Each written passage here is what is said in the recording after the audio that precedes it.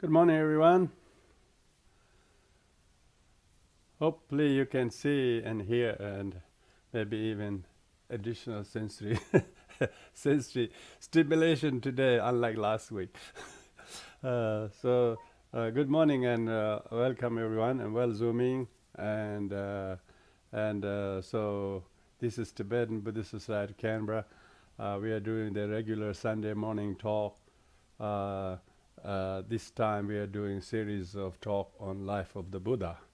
I'm going to repeat the last week's talk because we realized it was not successful on all fronts because we were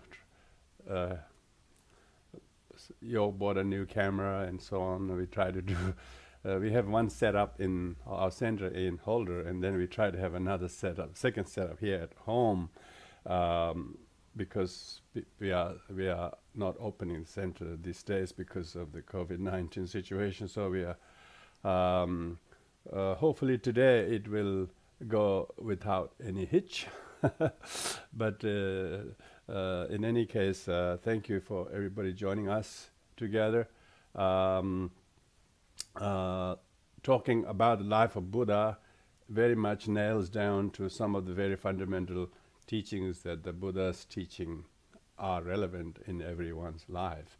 So today we're going to continue on that theme. But first of all, we will do the refuge, which is the prayer to renew our commitment and our faith, and our on affirmation of the truthfulness or usefulness and how valid a path, a spiritual path, the teachings of the Buddha is. The Dharma is the actual path, and the Buddha is the actual teacher, and the enlightened teacher is the Buddha. His teachings therefore are enlightening because the Dharma is only Buddha taught it. Nobody else can teach the Dharma, then actually retell the teachings of the Buddha that he already taught in 84,000 discourses in the past. I don't think anybody else has been able to teach even quarter of that many discourses in their whole life. So therefore all the teachings are the Buddha's, and so the Buddha, the Dharma, the Sangha, these three are the refuge. So we're going to do the refuge first. Refuge is an affirmation as well as validation of the teachings through our limited experiences. We know how medicine the Dharma is, and so we want to practice the medicine. We want to practice the right kind of attitude. So when we're saying the refuge, that's what we're really reiterating that to ourselves, and we therefore hold our fellowship and Sangha very, very dear. And so therefore it's very nice to have you all, for instance, to be the actual live audience, both on Zoom and Facebook and YouTube, and which we now gets at least a couple of thousand every week. People get to access these teachings, so which makes our effort worthwhile. So thank you very much. To affirm that, we will do the refuge, and then we do the Four Immeasurables, which is Four Immeasurables is just reminder again to, if you really believe in the Dharma, you got to always practice loving kindness, and particularly with sentient beings who are very difficult, and whose aggression or whose behaviors and what they do or say are not really beneficial to them and to you, our relationship. Well, you try to still respond lovingly, compassionately, kindly, in a way that they are not so well in their mind and their life and karma. And so we have to be very tender and be like a good nurse, because we are Sangha. Remember, we are Sangha. We have to practice nurse with loving kindness training, nurse with loving kindness training, registered nurse with loving kindness training, registered nurse with compassion training, registered nurse with a lot of joy in her job, and doesn't treat her job as a job, but treat as a service.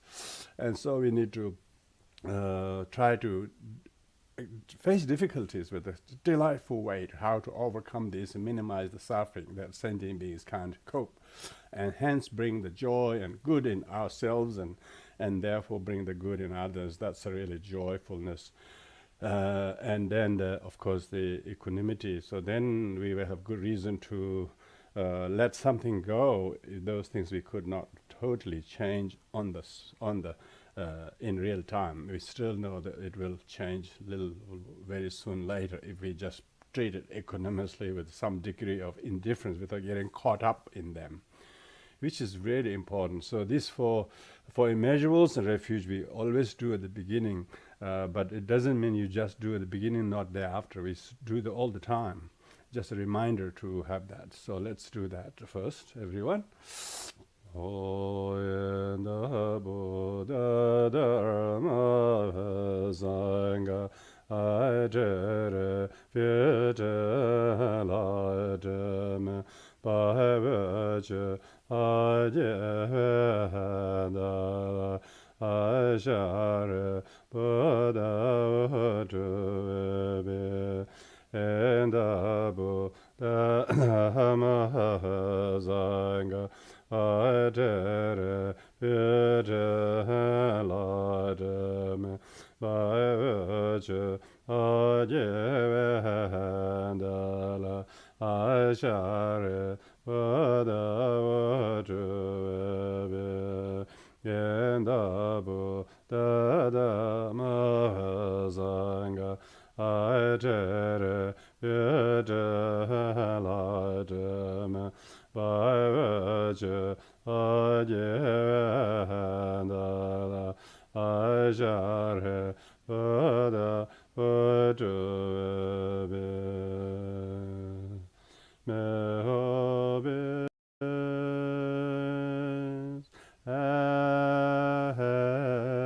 happiness and the cause of happiness, may there be free from suffering, and the cause of suffering, may they never from the happiness that knows no suffering, may they dwell equanimity, free from attachment and aversion to those near and far. May all beings happiness and the cause of happiness, may they be free from suffering, and the cause of suffering, may they never part from the happiness that knows no suffering, may they dwell equanimity, free from attachment and aversion to those near and far.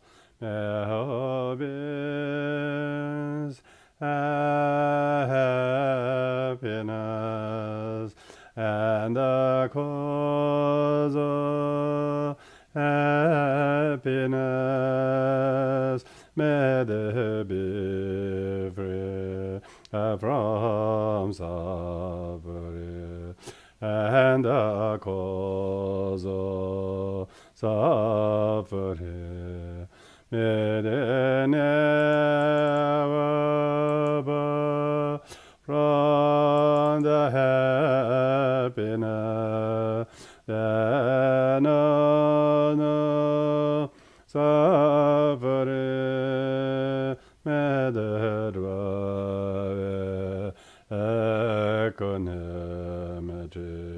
free from her judgment and aversion to those near and far, God into the intelligence and predisposition of it, where you turn the Dharma, agrelo and come with go.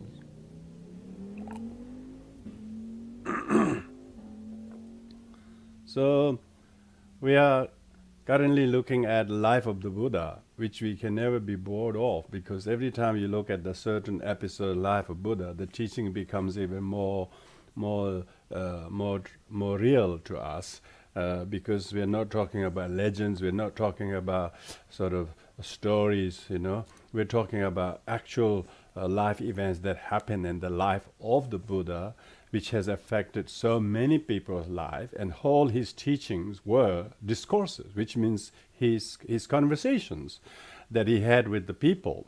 And so that's why today we're going to move into some of the very important, colorful figures in the life of the Buddha.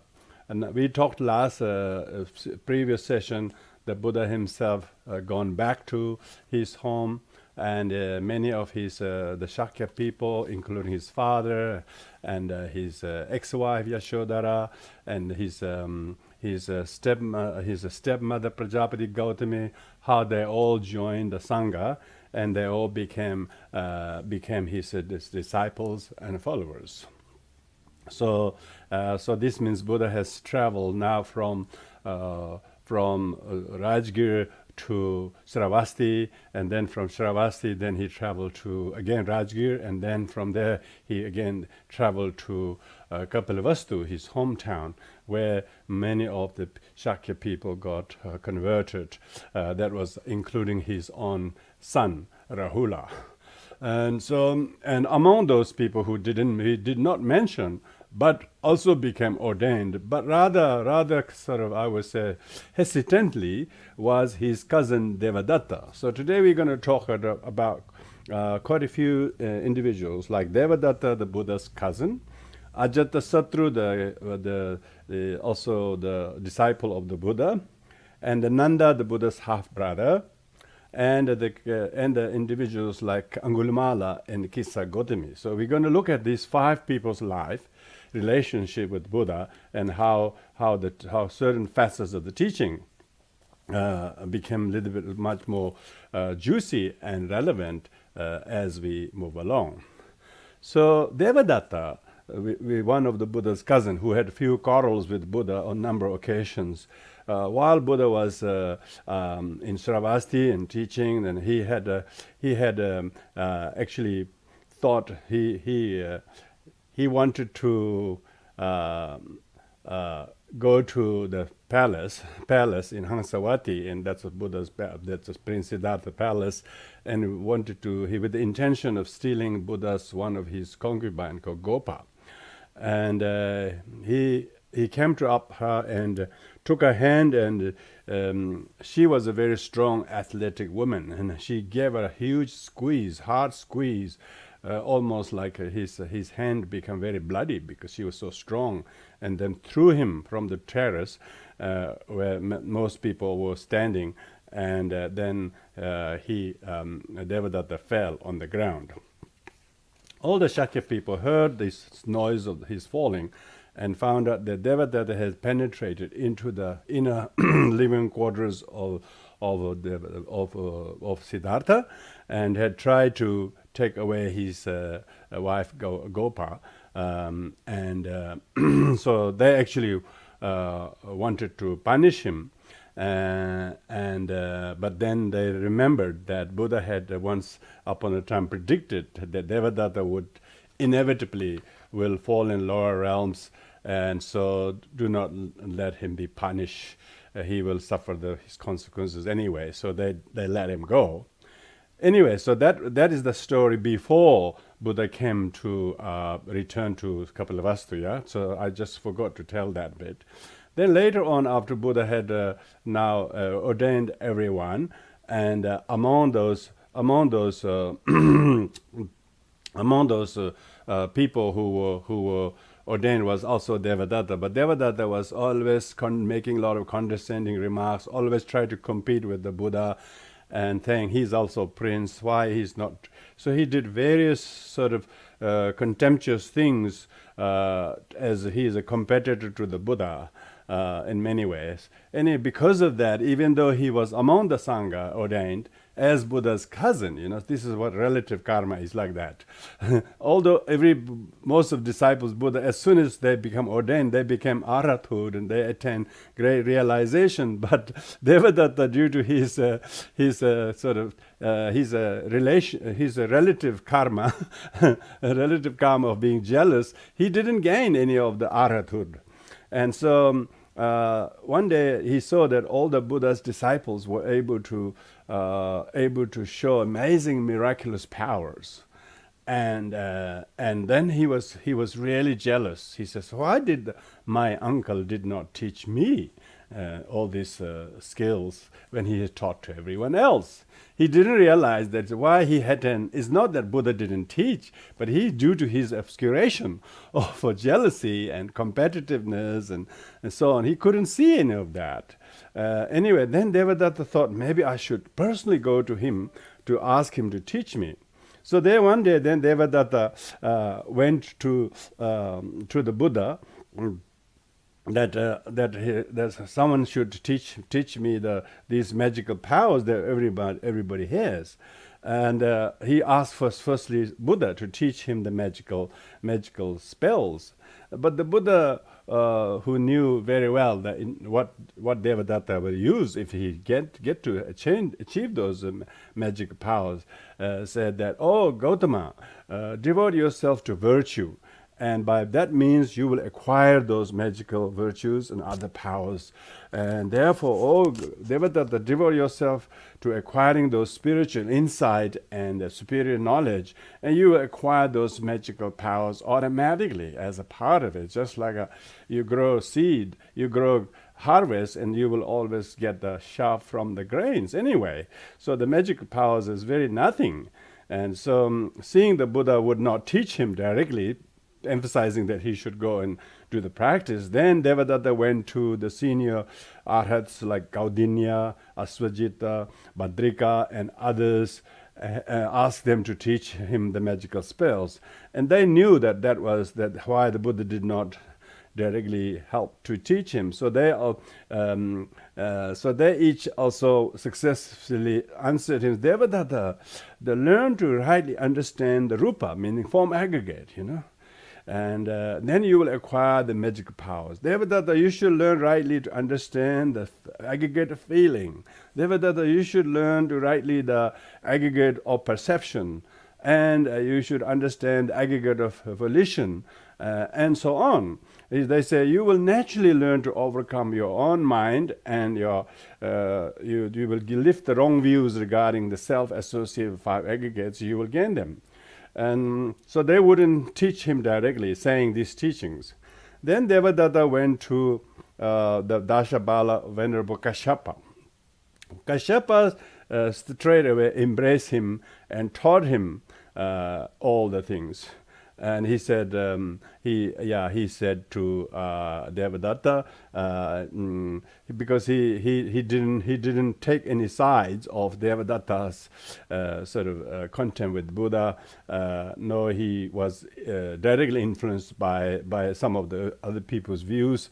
So Kashyapa taught him the way, and then Devadatta persevered very hard without sleeping during the night, and then he really entered into deep meditative state, and he acquired many magical powers, and that he was able to multiply his body into many, and then he would retract all the multiplied body into himself, and then he could fly, he could penetrate through the walls, he could become invisible, and float on the walk on the river without being sinking. He could fly in the sky, and he could sit cross-legged in the air like a winged animals. And he could make his body to produce burning and fire, and also causing a lot of downpour of water coming in his body. So his body could become as bright as the sun and moon. So Devadatta acquired all those magical powers by learning to do the deep meditative state. So then he thought, so he said that now that I have become so able to do this, then he went to what do we call to Magadha, which is in Rajgir. He wanted to now influence the king Ajatasattu. Ajatasattu is the prince of the King Bimbisara, and so Ajatasattu is a young prince, so he wanted to go and influence the young prince to become his disciple, Devadatta.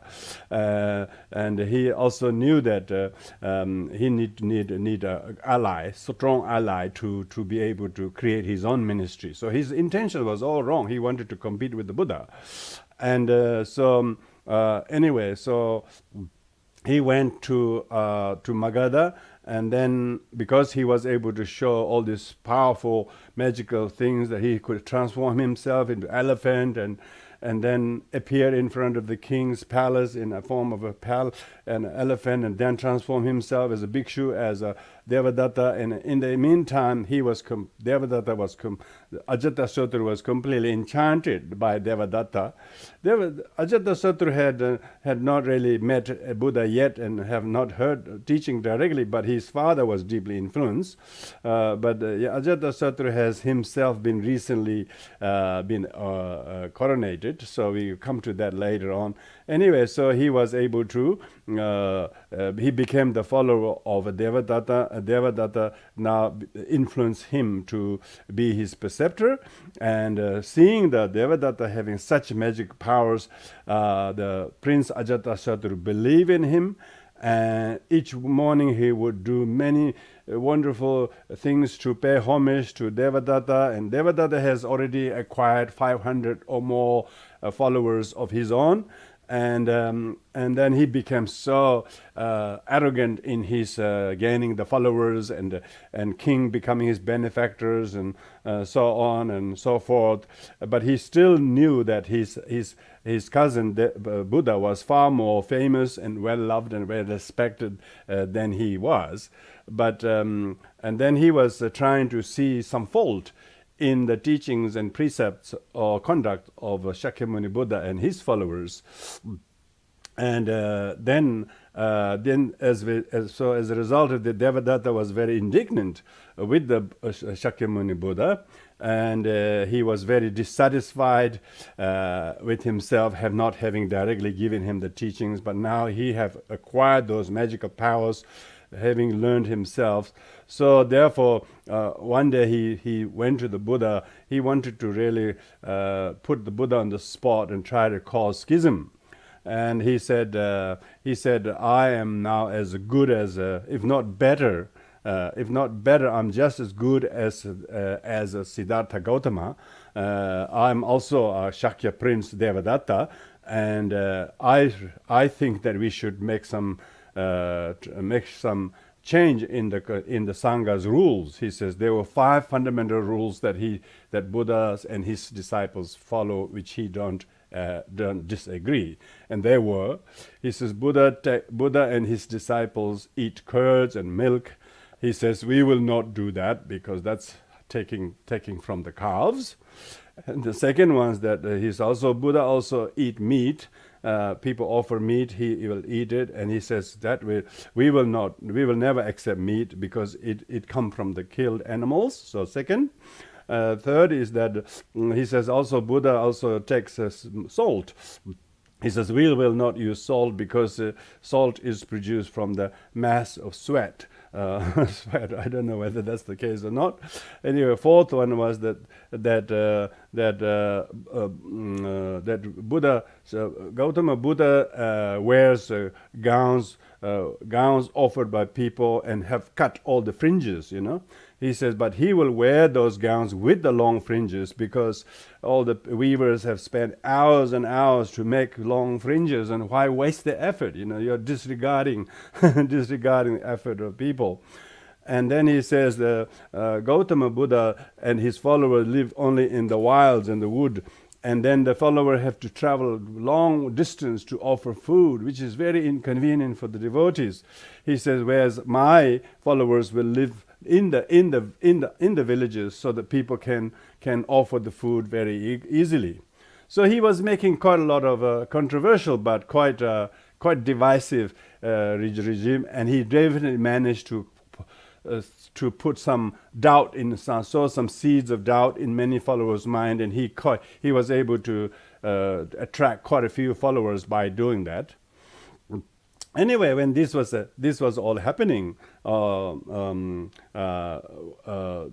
we're talking about is Devadatta has in the meantime now succeeded to divide the Sangha and cause schism, and he has become quite famous as well, because people thought he was also one of the Shakyas. Why not? He's but he hasn't quite yet become a what do you call the full-fledged arhat, but he has reached certain levels of arhat, but not full-fledged arhat. This is where the Devadatta story now moves on to not only becoming himself causing schism with the main Sangha, with the Buddha, but also he goes to influence the king Ajatasattu. So this story of Devadatta and his devotee king Ajatasattu overlap. So therefore, one day the Blessed One said that he says, who is the main spiritual preceptor of Ajatasattu? Buddha asked. And they say now his main deity or spiritual preceptor is Devadatta. So Ajatasattu, who was very much impelled by Devadatta and also by his own ambitions, because his own ambition was try to harm his father. So to take his father's kingdom, and so he had already wanted to take the throne his father. When the Buddha heard of that, he said this is due to the bad influence of Devadatta to his devotee Ajatasattu. He should take the throne only respectfully when the father Bimbisara gives to him, rather than try to use various ways to usurp his own father. Anyway, Bimbisara, the father, was so nice. He, having found out that his son wanted to really the throne so badly, wanted to become king, so he made him as the viceroys of his kingdom, Champa and Magadha, and there he and Devadatta gave themselves and then offered the throne to his son Ajatasattu. Bimbisara, who is a very good father, imagining that if his son's domain were vaster, he would be less rapacious, gave him the whole of Magadha, with the exception of his capital Rajgriha. But even this did not, make his son Ajatasattu very, very happy. Then the king relinquished also Rajgriha, only reserving his treasures. But as Devadatta suggested to Ajatasattu that the real sovereign was the one who had the treasures, he prevailed on the king to relinquish all these. So in the end, not only Champa, but also Rajgriha, not only Rajgriha, but also all the treasures Ajatasattu have to give Bimbisara had to give to his son Ajatasattu due to the influence of Devadatta. So anyway, in the end, because his father gave one kingdom, part of kingdom, Champa first, then Rajgriha, then the treasures, slowly, and Ajatasattu was totally disappointed with his father's unwillingness to give the whole thing to him in one go. So he cast his father in prison. And so this is the very important story about how son turns enemy to the father king. But his mother, the Queen Vahidehi, the only person admitted to see him, bought him food in a bowl, because Queen was allowed to visit the father, but otherwise he was put in a prison by himself, solitary confinement. No one was allowed to visit.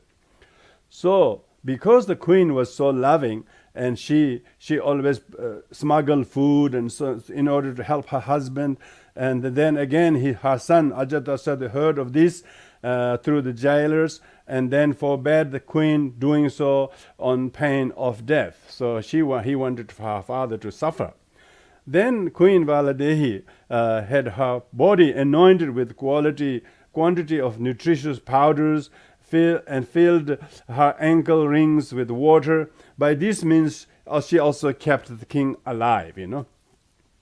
It's amazing. Also later on, this device was also found out, and then she was no longer allowed to visit the king. Visit the king. Then at that time, at that very moment, the fully enlightened Blessed One was near Vulture's Peak. That's near Vajrajgir is the town. Vulture's Peak is on the top of a mountain. And so because the Bimbisara was such a devotee to the Buddha, but Buddha, he could never see the Buddha. But Buddha deliberately came so that the Bimbisara could see him through the window of the palace. When Devadatta and Ajatasattu discovered that, then they have the window also blocked because they didn't want to see the father, to see the Buddha walk nearby. So all the windows were walled up, and then he made his father to walk on burning fire and all of that in the prison. He made awful torture to his father. And then the Blessed One, Shakyamuni Buddha, sent Moggallana his disciple, magical disciple Moggallana, into the prison, and comforted the king that he should not worry about this life's torture in the prison, but because of his faith in the Dharma, next life he will be reborn in the region of the four guardians. So Moggallana Putra went in the prison and told that. So this is quite interesting, yeah. This king Bimbisara was very virtuous, did all the things, but for some reason of his dint of his many lifetimes karma, he had to suffer in the prison, and therefore Buddha sent his Moggallana Putra to give assurance to the king, so that he doesn't have to worry about that. The law of karma will not let him down, but he will earn a good place in the future. So that's very, very important story, so in this way, later on the story goes like this: when King Ajatasattu himself became a father to his only son, and he took his son. He loved him very much.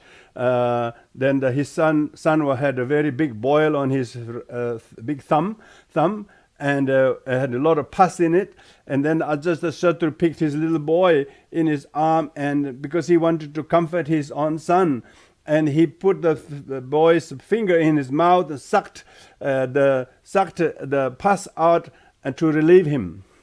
Just as he was doing that, then his mother walked in, and seeing that what Ajatasattu was doing, she told him that his father had once done the same thing when he was so young and had a big injury on his thumb. So great was the king's distress at that way, that he had treated his father in such a terrible way, and he wished that his father was still alive. And then he cried, saying, "How could I not be kind to my father when when I can see how much I feel loved for my own son, and my father did the same thing to me, but yet I treated him this bad." So, if anyone could tell me that if my father is alive, please go him and bring him back. I want to give him the kingdom his back. So as soon as this was announced, all the crowd was so happy. They rushed into the prison, shouts of joy. But when the king Bimbisara heard them come, he thought they were going to inflict more torture, and so filled with terror, he heaved and a deep sigh and then passed away. So that's an interesting karma, isn't it? His son wanted to go and save him, and his father thought he was going to torture him more, and then he dies. So this is very interesting story about not only about the Buddha the King Ajatasattu and how he mistreated his father, and what kind of karma there may have been between them in the previous. There are lots of stories about Buddha actually explains the nature of the King Ajatasattu in his father's karma, that they have to be like that in this life, but we wouldn't have time to go over that. Now we wanted to move on to the story of Buddha's half-brother called Nanda. Buddha's half-brother called Nanda was, of course, his half-brother because his mother is Prajapati Gautami, the first Buddhist nun, and now when Buddha returned to Kapilavastu, everybody got ordained. But during that time, he was already fallen in love with a young lady, his fiancée, and did not want to renounce the world like all the other Shakya princes did.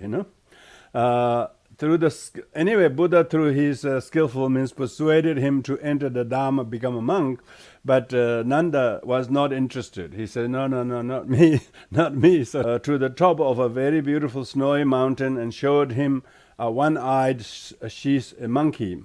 And Buddha asked Nanda, which do you think is more beautiful, this monkey or your wife Pundarika? Pundarika was a very beautiful girl, by the way. So Buddha said, who is more beautiful, this she-monkey or your wife? Of course, Nanda said, my wife is more beautiful than anybody, let alone this she-monkey. She is more beautiful. She's 100,000 times more beautiful than anyone else. What are you talking about? You're trying to ruin my feelings for her. What is it? Good, the Buddha replied. Now let us go to another realm. And this time Buddha gave him to another realm. This is like Buddha took him to the God realm. When they arrived in the God realm, Buddha sat down and told Nanda to go and have a look around, and how the god lived in their own palace, and then he went and looked around, surrounded by many young goddesses, and enjoying considerable pleasure, happiness, and abundance. However, there was one palace with numerous goddesses, but no god. And Nanda asked why, and was told that in the realm of humans there is a man called Nanda, and who is following strict monastic disciplines. This action will earn him a good place to be reborn among the gods. This place is for him so that he can spend time with his goddesses. People told him that. And Nanda was overjoyed. And he went back to the Buddha and said, he went back to the Buddha, who asked him, did you see the god realm? Certainly did, replied Nanda. Good. Which you will find more beautiful, your wife or the young goddesses? The goddess of the gods are much more beautiful, replied Nanda. Indeed, their beauty surpassed that of my wife Pundarika as much as her beauty surpassed that of one-eyed she-monkey we saw before. So, and then once again Buddha then brought him down to earth, and Nanda was starting to now took robes and now practice this precept very hard. He renounced his wife, and then he observed the strict rules much more strictly than anybody else. Then the Buddha asked the monks, Nanda has renounced this worldly life in order to reborn in the Deva realms, he said. But all of you have become monks in order to go beyond suffering. You and he are not the same path. Do not talk to him anymore. Buddha was, and when he was sort of skillfully manipulating, don't talk to him. His attitude to become a good monk is so that he can reborn in the God realm. You guys are practicing very strictly to get rid of suffering. So just don't talk to him anymore. Do not be intimate with him. Do not even sit on the same seat as him. So Buddha gave this advice. And all the monks obeyed this. And then Nanda was very upset. He says, what's wrong? He says, Ananda is my younger brother. At least he should sit with me with some affection for me, because Ananda and Devadatta were brothers, yeah? That's why they both are cousin to the Buddha, you know. They're same father and mother. Same father, I think different mother, I'm told, because I've been reading through the details. They are different mothers, but same father, but they are half brothers. And so...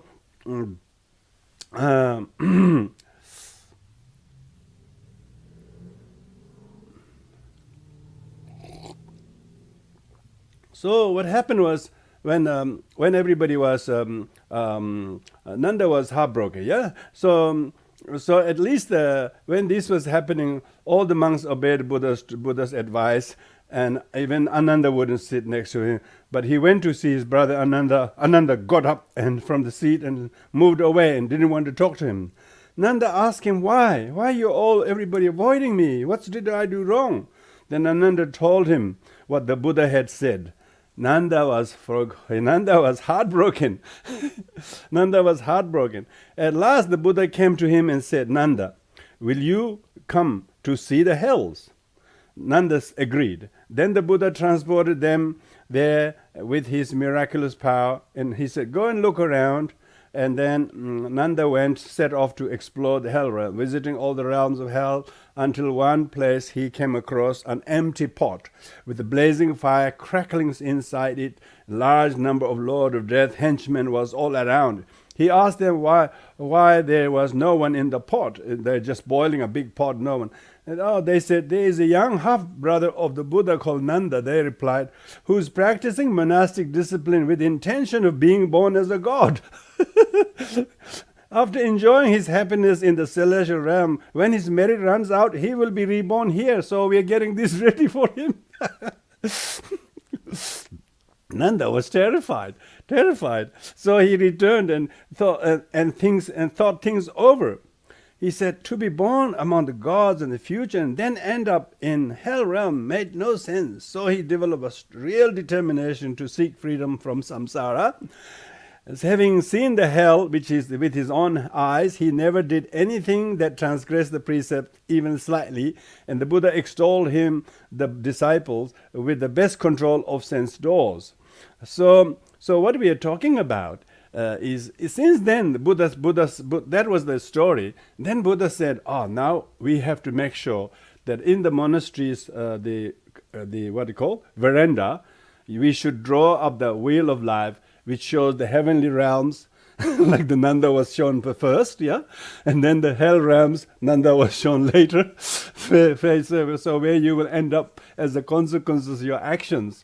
So because he realized how quickly Nanda was influenced and changed. Because otherwise Nanda wouldn't do a thing. So therefore, when we see the picture of hell, we couldn't believe it. We felt still we couldn't believe it, but we think we become slightly frightened. Now in Nanda's case, it wasn't picture. He was taken directly to the hell realms and the God realms, the consequences of those results. So in the end, of course, Nanda was completely transformed. So ordinary people like us, a simple picture of hell can frighten us, and can therefore reinforce the aspiration to gain liberation from samsara. It is for this reason the Buddha instructed his monks to draw the wheel of life, a big one, at the door of the temples. As soon as people come, you just explain them so then you actually explain the way of life and how sentient beings create their own kind of karmic conditionings. So that's this story about Nanda. Also, of course, Nanda was not like, it's unlike Devadatta, Devadatta was very, very contemptuous, very, very jealous, very, very competitive, and very angry, and he was envious of the Buddha's position. He was in his own family. Then you have Nanda, who is a completely different relation. He's completely attached and infatuated his wife. And even though his cousin is enlightened one, he didn't want to follow him. Everybody was traveling from different parts of India, flocking, becoming disciples. But those in the real immediate family, particularly the boys were really naughty, The girls were okay. Girls were begging the Buddha, please admit us into the path, beg us a nun, and Buddha was refusing. So it's quite an interesting picture, I would say cultural picture of what Buddha having become enlightened. Even then, he has lots of issues with his own immediate family. Some didn't want to believe him because even though he was enlightened, they were competitive to him, they were contemptuous to him, and so on and so forth. So that's a very important story in relation to one's two cousins, half brother, and of course Buddha's around that time when Buddha was nearly 50, he was asking the monks to say, now that I'm getting old and I couldn't do many things on my own, I need an attendant, so remember Ananda was born on the night of Buddha's enlightenment, age of 35. So when Buddha turned 50, so Ananda would be 15. Ananda would be 15. So he would be fit young novice, fit young novice to help his uncle. So actually, Buddha first thought that some of the senior monks might put their hands up to become his attendant, but they were themselves almost same age as Buddha, some even a few years older than the Buddha. So in the end, they all chose Ananda as Buddha's main attendant. So with Ananda, of course, we will come to later on some of the interesting problems that the Ananda had in his life. But never but he never had anything against the Buddha or did not disobey the Buddha or things like that. But features more importantly towards the end of the Buddha's life. So we'll come to revisit Ananda later. Now we will talk about the mustard seed story, the goddess, the lady called Kisagotami. Kisagotami was a young Indian girl. She, through the skillfulness of the Buddha, she found truth in life. But she found the truth in her life through a very difficult story. She having given birth to a young boy, was very delighted. Of course, most young mothers are very happy. They couldn't dare to part even for half an hour. Do you know that? If you have to part half an hour, you're going to make sure someone even more reliable than yourself will look after. They call babysitter, nanny, like that. And so she was like that. And unfortunately, her only child died. And so she was devastated, She was devastated by her loss of her child, and she couldn't believe that can have happened to anyone, let alone she. And then she asked everyone to go and rescue her, revive her child. There must be some people who can revive her child. And most people told her, no, you can't. You're going to go and bury him. There's no way to revive her. And finally someone said, yeah, I've heard a great saint called Gautama Buddha. We heard that he can revive people, so you should take your dead child to the Buddha. And then she goes to finally find the Buddha and brings her child, and asking the Buddha to revive her child. But Buddha did not. This is very important how the Buddha gave the teaching. He simply told her, yes, I will revive your child, but you got to assist me. He said, oh, you should go and get some mustard seed and then we can make a medicine from that to revive your child. And she said, of course, I'll leave my dead body, the child's body here. Could you please, I will go and get the sesame seed. And then, mustard seed rather. And then as she was about to go, Buddha said, by the way, it has to be a mustard seed from a home where death has not occurred. It can't come from a home where, death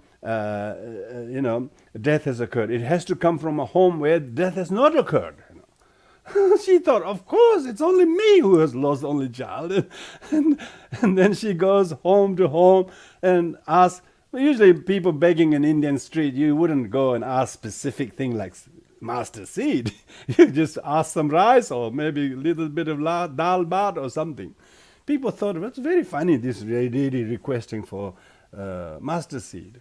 Anyway, they will look up in the home and they finally find some master seed and they give. And then she said, by the way, have anybody died in your home? And they say, what the strange question you're asking? She said, yeah, but I'm told I can't accept from a home where death has occurred. And then they said, of course, you can't have this master seed. Our family has suffered this loss, that loss. Everybody was telling litany of stories who many have died. And then she thought, oh, this was only this family. Maybe next door will do, next door. She went from home to home and home to home. And she couldn't find any family where death has not occurred. Whole town she went, and then she was reviving herself now. Buddha's skillfulness teaching made herself to realize, death is universal. She becomes so mindful how universal the death was. There's not a single family where death has not occurred. Through this knowledge, she discovered the heart despair of anybody. She became so mindful of her thoughts and emotion that affected her so to become so sad as if the phenomena called death has not occurred to anyone but her. So she became so much sorrow. Realizing that such things in fact occur to everyone, she was able to accept and understand and death. Maybe are going through a very big difficult health. And maybe we are all going through the pandemic, so we should not be thinking this as you can have vaccination, you can social distance. Some people swept overnight while sleeping in their village by landslides, So we are not aware of how universal disasters and illness and tragic, violent loss of life, country, family, limbs, jobs, possessions have happened to everyone. So we must also see the Kisagotami in us, we are always saying, poor me mentality, poor Kisagotami me, poor Kisagotami in me. I want everybody to write a story, poor Kisagotami in me. Compare this with the universality of those who lost jobs or who have been lost a family, or in Tibetan case, lost whole country. This is not loss of a purse or loss of a bag.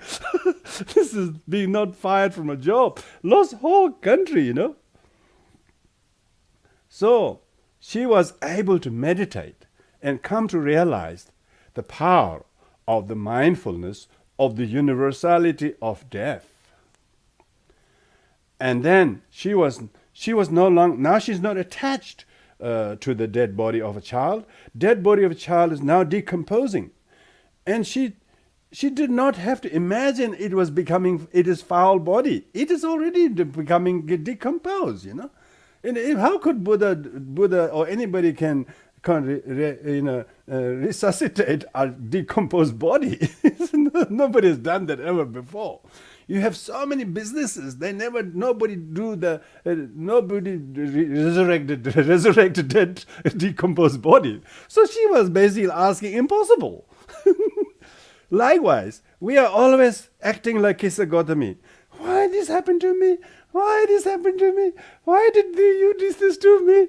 All this poor me, all this Kisagotami in me.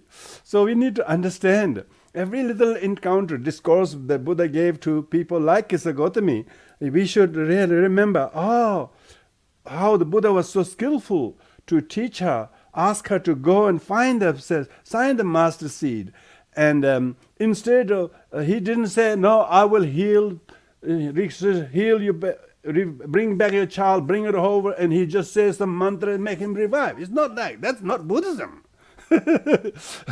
So that's what his teaching says. Buddhas do not wash neither the sins with water, nor heal the sufferings of beings with holy hands, nor transfer his realization to others, but simply showing them and teaching them the way. Yeah? Teaching them the way. This is famous saying in Tibetan. Tubnam dikpa chui midushin. Dove dunga chaki po minze. Niki tokpa shenla po menze. Chunyi demba tembe tovar kyur. This particular saying very universal. So therefore, to seek some kind of healing from somebody, doing this and doing that, is not Buddhism. It's shamanism. Shamanism. And they go faith healers. But in Buddhism you have to transform your thought and understanding that Kisagotami, when she went from home to home, she was seeing the truth much more brightly. Every time she goes to another second home, another third home, she realized, this two family has had much more tragedy than me. So then she realized how her own suffering is a lot more acceptable. She realized how much it is caused by her own attachment and self-importance. And by the time she realized there's not a single home who could give the master seed, she had already seen the truth. Buddha made her to see the truth by herself walking the talk. And so that's why in Dharma we need to understand how most of suffering is caused by self-importance, self-cherishing, attachment, and not realizing how universal death is. You don't need to be sick. You do not have to be old. You do not have to have pandemic. You don't have to have COVID-19. You just have to be born. And some babies even doesn't get to be born. They got miscarriage. So don't just if people have if we keep the list of all the miscarriage people and those that has been aborted, you wouldn't believe. You wouldn't believe how many have died in abortion, how many have died in in miscarriages, and so on and so forth. So death is universal. So this story about Kisagotami master seed story is very important because most people do not think how similar are we as a Kisagotami. And so we need to also walk around and go to place, how much similar to our situation in other people's shoes are there, and therefore not quarrel with our life's difficulties too much and accept them as the nature of life, nature of existence, and therefore not quarrel with them as hard as we people usually do. So this means the story of Kisagotami is about how to not sort of deny death, how not to think death as a morbid subject, because if you particularly have lost someone so young as you're only sort of a couple of months old or a couple of weeks old child, Most mothers, you wouldn't believe, most mothers, even though she's got other 3 children, survive. But the one and only she lost, like I remember my mom, every time she talks about my little sister who died when she was only 5 years old, because when we were really struggling as a refugee, she has 7 of us, She has 7 of us, but the only one who died on the road, she lost. She brings so much distress to her. She feels as if she may have done something, differently to save her, and always wear the blame on herself, the mothers, How much most people do not cope with the loss of a young child, yeah? Of course, but how many of the Kisagotami-like ladies are fortunate to meet the Buddha? Of course, to meet the Buddha is very rare. It's rarer than the star during the day. But it's not rare to hear these teachings and relate them to each other, and then make that sense of ourselves, and also tell to other people skillfully. Like the Buddha was telling very skillfully. He says, okay, I will save. I can help you, but go and get some mustard seed. He says like that. So you have to also tell these kind of stories. Yeah, I'll tell you the story. Slowly, how can we make people to come to wake up, to know these things, and then embrace life a little bit more skillfully. So Kisagotami became one of the theris. Theris is like arhat, she arhats, So I don't know, some of the Buddhist texts saying females cannot get enlightenment, which is so disgusting thing to say, And they mustn't have read the early stories of the Buddhism. Some of the Buddhist followers of Buddha, then women, were really great many theris, mahatheris. Theri means they will become arhats. Now, if you can become arhat in a female body, and you're telling us you can't become bodhisattvas in a female body? Come on, give me a break, So we need to encourage everybody that they all have the Buddha potential, and not make some of the texts very much like sutra centric. Some sutra says things like that, but they have some reason to say that on a particular audience it was addressing. When Buddha was giving those eight conditions under which the Prajapati Gautami and the 500 Shakya ladies can get ordination, was a cultural and social kind of a reason at the time, And we need not to interpret all of them literally in 21st century, that using that as an excuse for not admitting women into the full bhikkhuni ordination. Even though, unfortunately, Buddhist leaders haven't quite woken up to the dawning of the 21st century, they still give all kinds of excuses, say, it's not written in Vinaya, we can't do this, So people are doing that. But what I'm saying is that, of course, becoming ordained as a bhikkhu or bhikkhuni is very important, but that's not the only way that one can practice Dharma, We can practice Dharma without necessarily becoming ordained, but nevertheless only by seeing the truth. If you don't see the truth, even by becoming a bhikkhu or bhikkhuni, it doesn't mean much, just change your lifestyle, very much. It's just like changing your hairstyle, Changing hairstyle is not a cause of enlightenment, So therefore, one has to see the truth. One has to see the truth and then understand the teachings accordingly. So this is why I wanted to extend this series on the talk of life of Buddha, so that some of the very kernel of the teachings become highlighted, such as the Kisagotami story is about how little we understand about the death, how universal it is, how certain death is, how uncertain when you may die, how nothing else, even your crying mother, can help you revive you.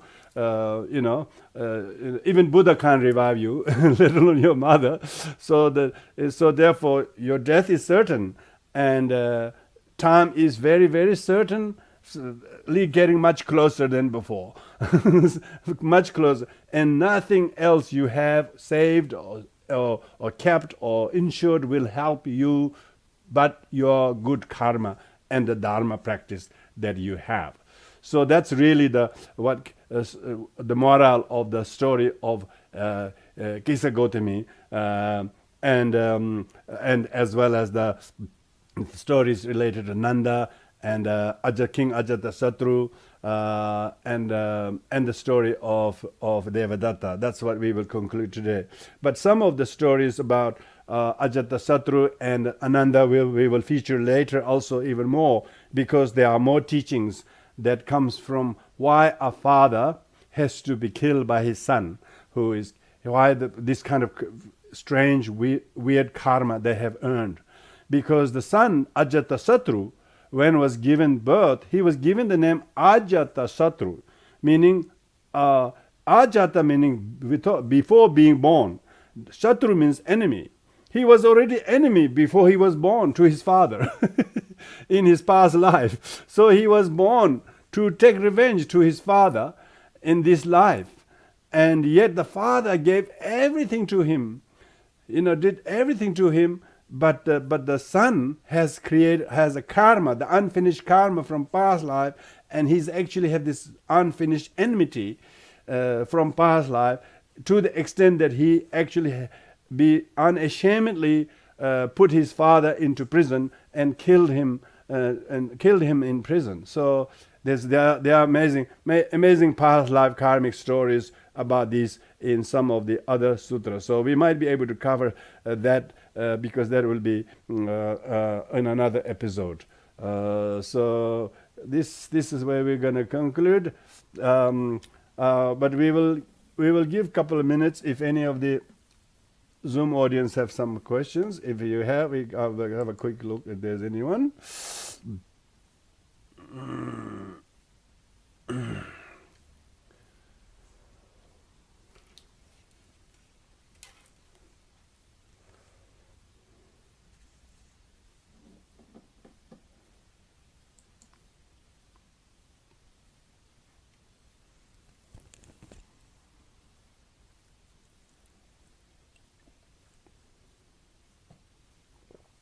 So anybody want to ask a question, please unmute yourself.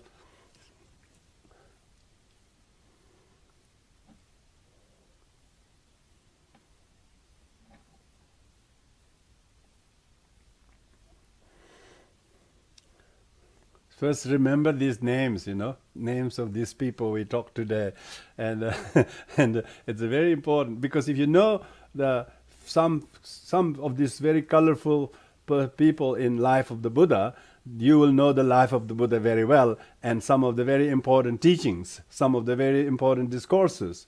Like there is a sutra called Meeting Between Father and Son. If you go under that, that's a meeting between the Buddha when he returns to Kapilavastu and his father Shuddhodana, which we haven't covered a lot in detail. And likewise, if you look at the story of Devadatta and the Buddha, this is only some of the stories that are featured. There are many others by aspect of it. We met Devadatta as a young boy, even when Buddha was a young prince, and they had a quarrel about the injured swan. So, but when you know those particular peoples, then the stories come to your mind, and the life of Buddha becomes really, really very, very illuminating. And then the teachings that comes from those discourses and encounters between Buddha and his disciples are the sutras. Sutras are discourses. Discourses usually tells who taught the discourse, who prompted the topic of the discourse, where the discourse happened, what was the effect of the discourse, and who were the audience in the discourse, and how it become then anointed as part of the Buddhist canon. So the sutra, to become a sutra, it's an official, I would say, I don't know what they call in Australian Parliament. It's a recorded. They said everything the parliamentarians scream and yell is recorded. Can you believe? and some of them have to withdraw, because they are unparliamentarian. So all the sutras are recorded, all the exchanges between the Buddha and his opponents, his rivals, and his devotees, his benefactors, his admirers. All of these things are recorded, and that's what the Buddhist teachings are called sutras. Sutras are always the Buddha's conversation with all these people.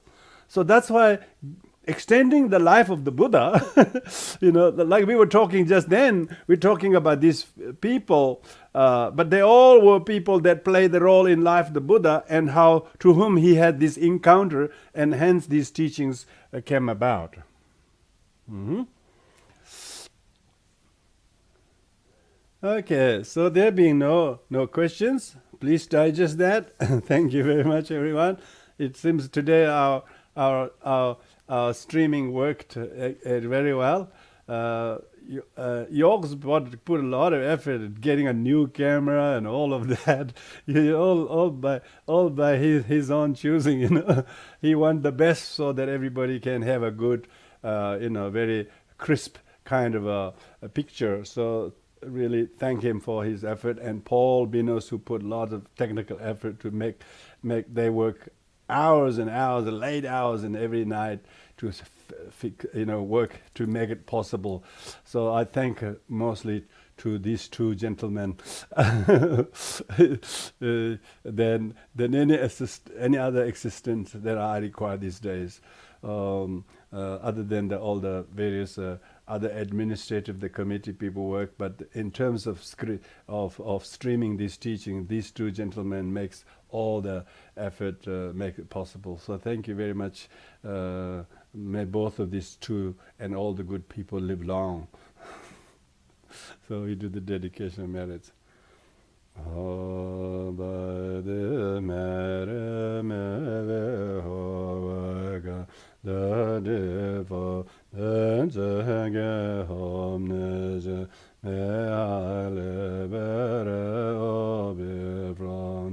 Ocean Herenda Mahayana Jijin Whatever merit I have Mehobe Begans and levels to the Mahayana Jijin Courage Manjushin Yode Asama Trabajadilava follow it all the Hezamba Ajadege all the mere Meda Hezelem Bodhijita Teba Vedanayadazo where has been bometing freely with a generation.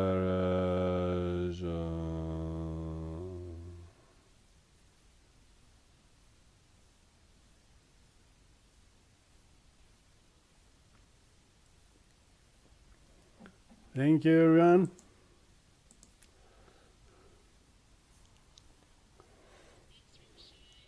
Welcome. Thank you.